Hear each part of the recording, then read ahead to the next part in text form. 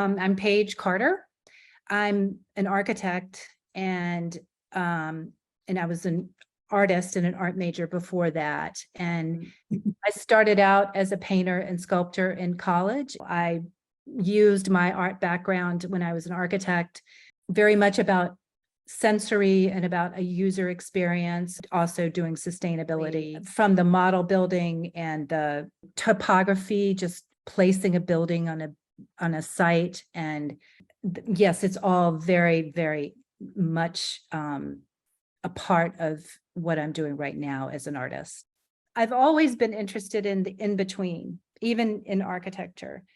This idea of using building materials to create very sculptural, I call them, relief paintings, adding another dimension to painting. So it's kind of an in-between sculpture and painting, and using it, to reflect data, and enjoying the gluing and the whole process. I've been making architectural models my entire life, and they all had to reflect very precise things. And now I get to make things that don't reflect anything but what I want them to.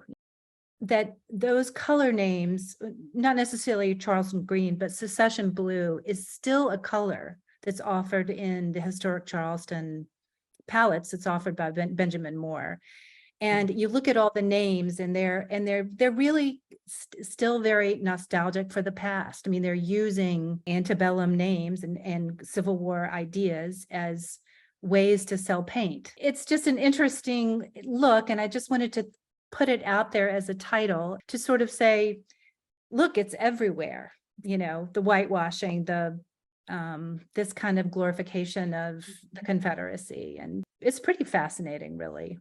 I've always been interested in the meaning of color and why you choose what you choose. I mean, I get obsessed when I'm painting about and what colors I use, especially when you're doing more abstraction. But the color brought the meaning to them. But in color, obviously attaches itself when you create forms, and it just lets your mind. It's always up for interpretation.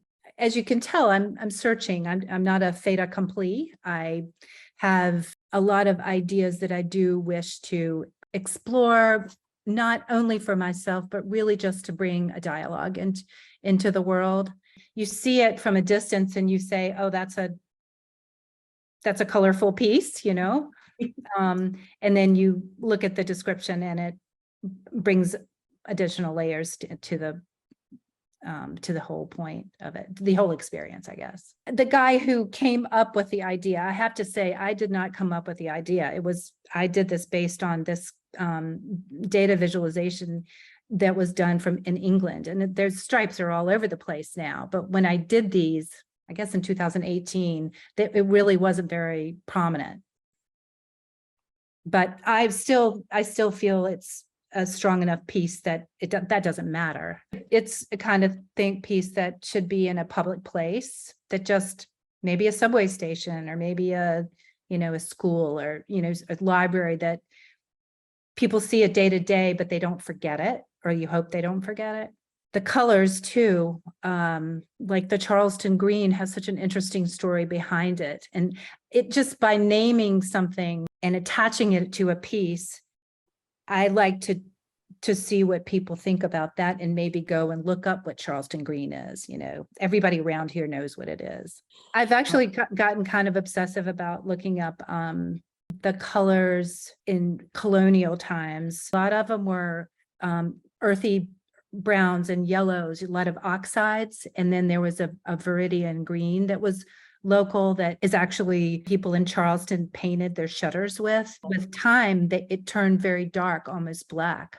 Okay. And so that's why people have that color. That color is now associated with Charleston, South Carolina shutters, but it's really comes from this oxide, this viridian. There, you can get the pigments. You can get these oxide pigments and make your own paints. And so I think that's kind of the next direction I'm going in.